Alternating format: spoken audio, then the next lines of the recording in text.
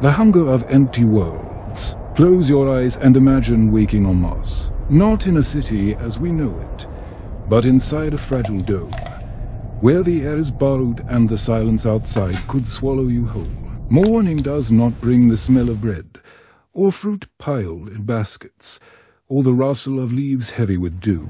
Instead, your first meal is a measured past of nutrients pressed into form by machines humming beneath the colony floor. You chew not because it delights you, but because it sustains you. And in that moment, food ceases to be culture. It becomes survival mathematics. On Earth, food has always been ritual, layered with meaning. Bread broke empires and bound families. Banquets crowned kings, while famine toppled dynasties. Food is memory made edible taste of home, the weight of heritage, the flavor of love.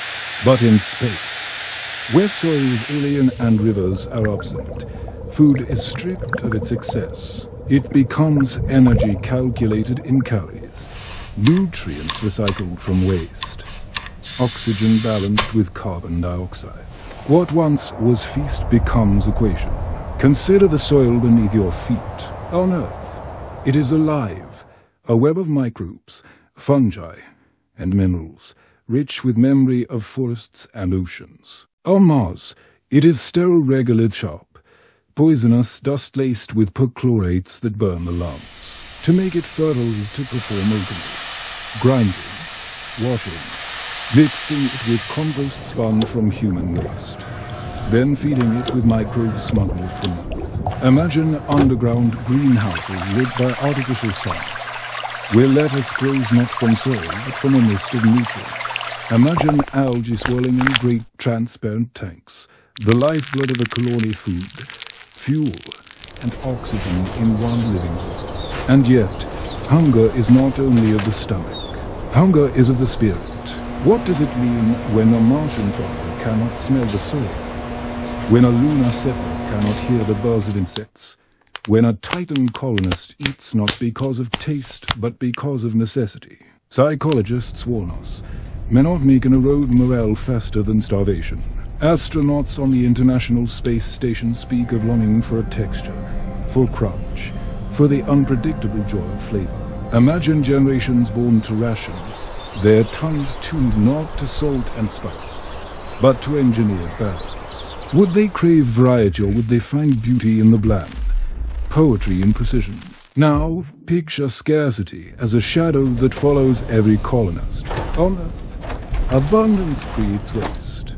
On Mars, waste is death. Every gram of food must be counted, every leaf accounted for. A single failed crop in a dome could mean disaster. Black markets may emerge, trading in luxuries smuggled from Earth: coffee beans, chocolate, a bottle of wine. A strawberry might cost more than gold, its sweetness more precious than air.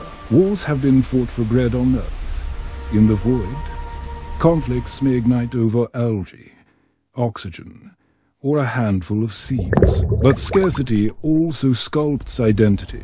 Earth's civilizations rose round agriculture of Nile-fed Egypt, wheat-fed Rome, almost done with this batch, team. Asia. Just a few What more. crops will sculpt Mars? What foods will define Titan, Europa, or an orbital station drifting in endless night? Perhaps Martian culture will celebrate algae festivals, honoring the green broth that saved them from famine.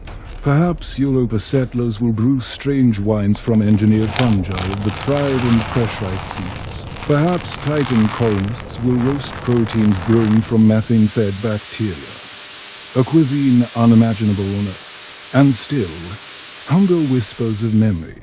Earth-born colonists will dream of apples, wheat, corn, and fish. They will tell their descendants of orchards heavy with fruit, of bread warm from stone ovens, of rivers teeming with life. But to those born under alien skies, these stories will sound like fairy tales. They will never taste an apple. They will never smell a pine forest. For them, Earth will be not memory, but myth.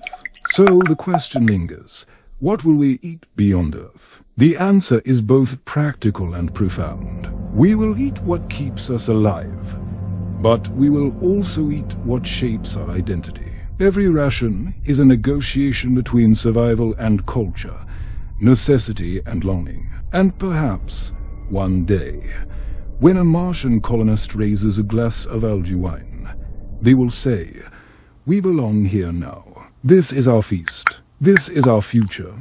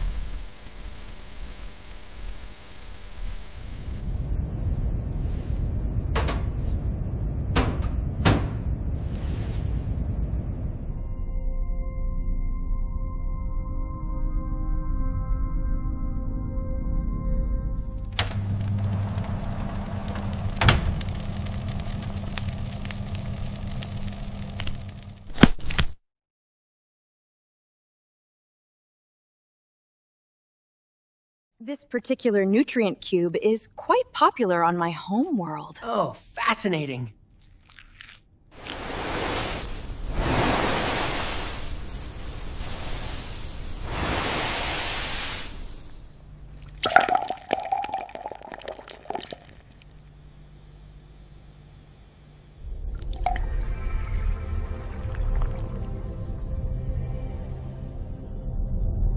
To our future. Together!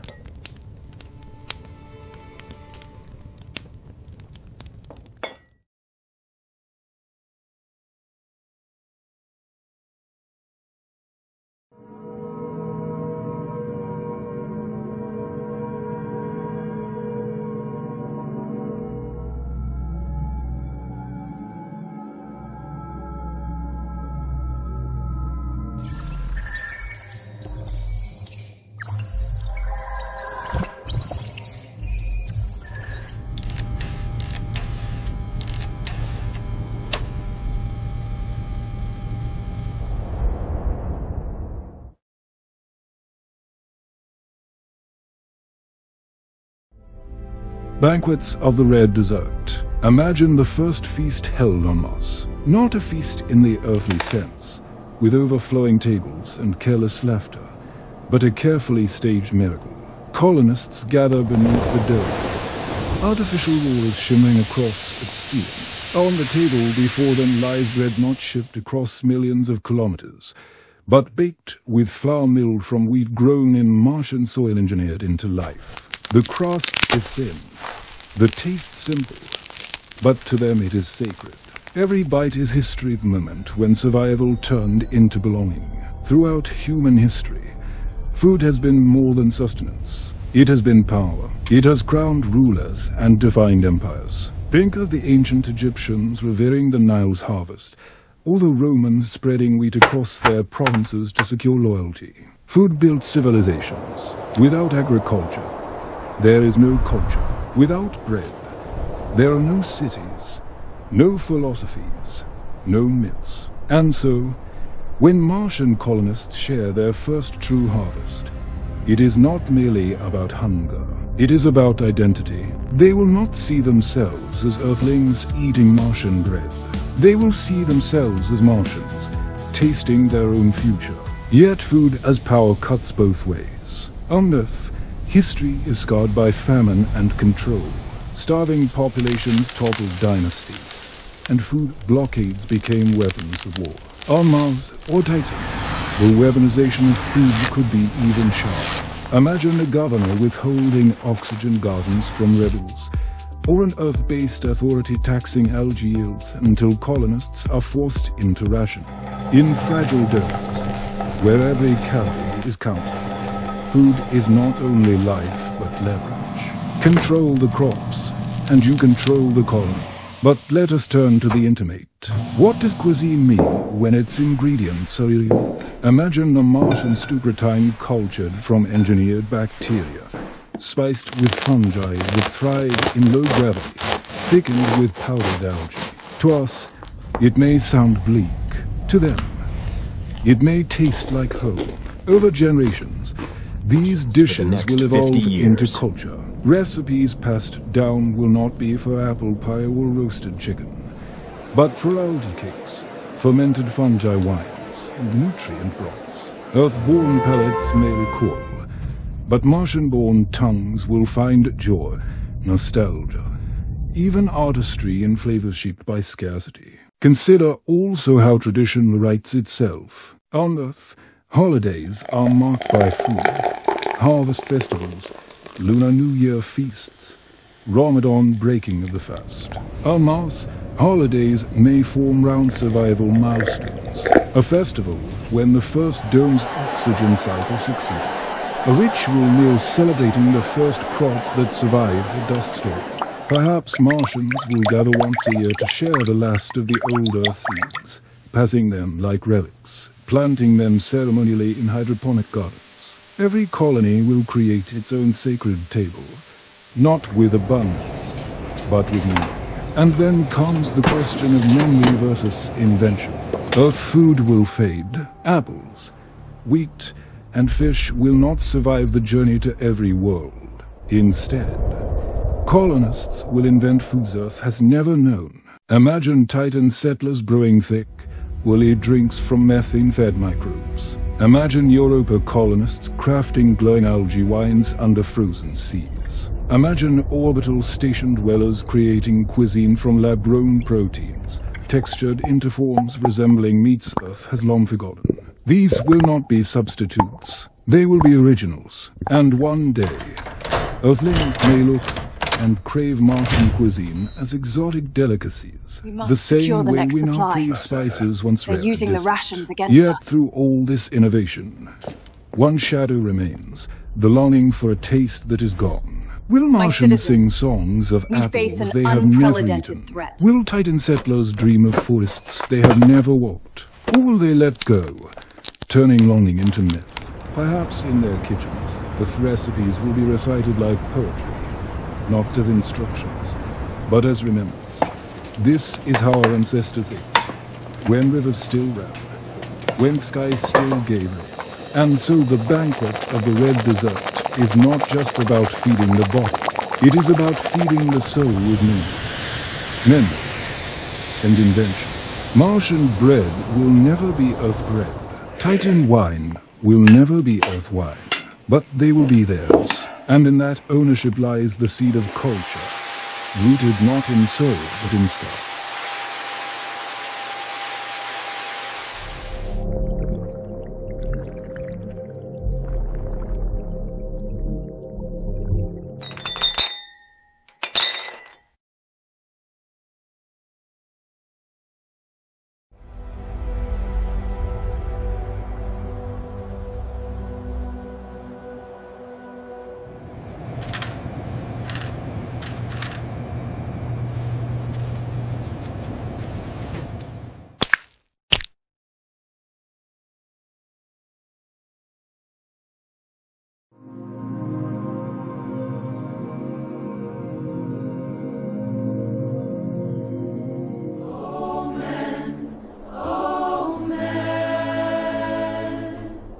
Rise up, rise up.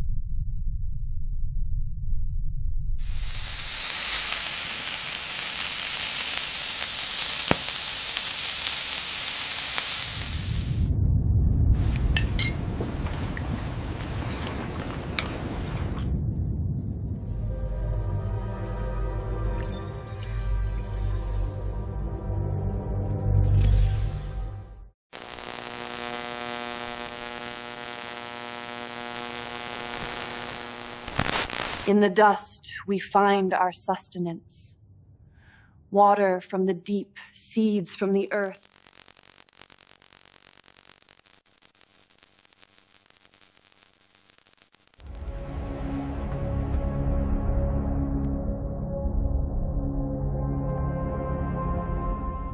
When hunger becomes identity, picture a future gathering, not on Earth, but on a station orbiting Saturn.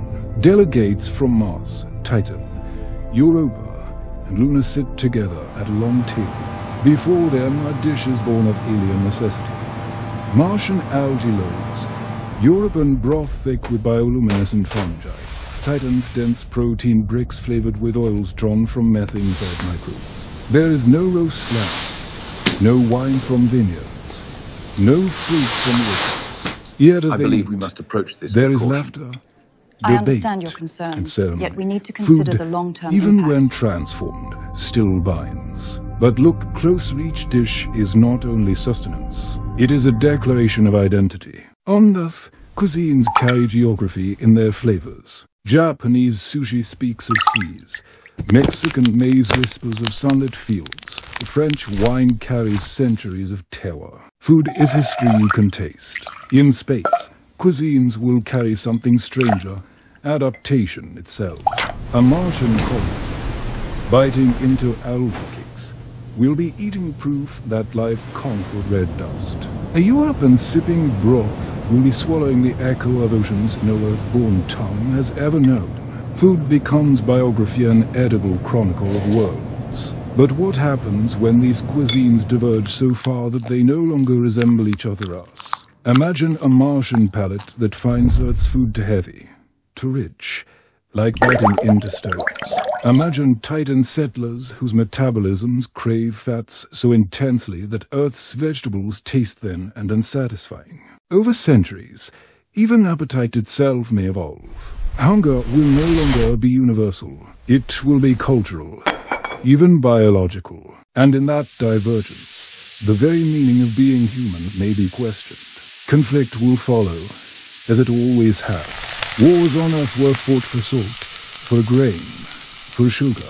Colonies in space may fight not for land, but for recipes, for genetic rights to crops, for control of engineered microbes that keep them alive. Imagine a Martian blockade refusing to share algae strains with Europa, or Titan hoarding its methane-fed microbes as leverage. In the vast silence between worlds, hunger could become weapon and weapon could become famine. And yet, in the ruins of scarcity, humanity has always found resilience. Out of hunger, revolutions are born. Out of famine, cultures adapt. But here's the paradox. While food divides, it also unites. Imagine a future festival where colonists from many worlds gather, exchanging cuisines as peace offerings. Martians offer algae bread, Luna's present hydroponic grains, Titans pour dense oil-rich brews, Europans share glowing soups. Around that table, differences blur. Eating becomes diplomacy. Survival becomes shared ritual. Each bite reminds them that though their bodies may be shaped by different gravities and their lungs by different atmospheres, they are still bound by hunger, by need, by memory. And what of Earth, in this mosaic of meals? Earth's cuisines may become mythologized. This recipe is from my like grandmother. relics of a lost I can see paradise. that. A single apple, Tell me more preserved about in it. stasis, could become a sacred icon. A seed of wheat could be carried from colony to colony like a holy relic. Earth's food will not vanish, it will ascend into legend, shaping identity not by presence but by absence. Colonists may dream of forests they never walked, seas they never fished, orchards they never smelled. For them, Earth's cuisine will not be taste but story, passed down like folklore. In the end, was absolutely hunger exquisite. is not weakness. Hunger is definition. Indeed, To eat a on Mars truly is to be magnificent Martian. evening. To feast on Titan is to be Titan-born. To sip European broth is to belong to oceans beyond imagination. And together, these meals form a truth as vast as the stars. Humanity is no longer singular. We are many faces, many appetites, many hungers. Each world, each table, each dish writes a new chapter of what it means to be human. Perhaps one day, when representatives from across the cosmos gather, they will no longer speak of Earth food or Martian food. They will simply say, "This is our feast, the story of us, written in taste."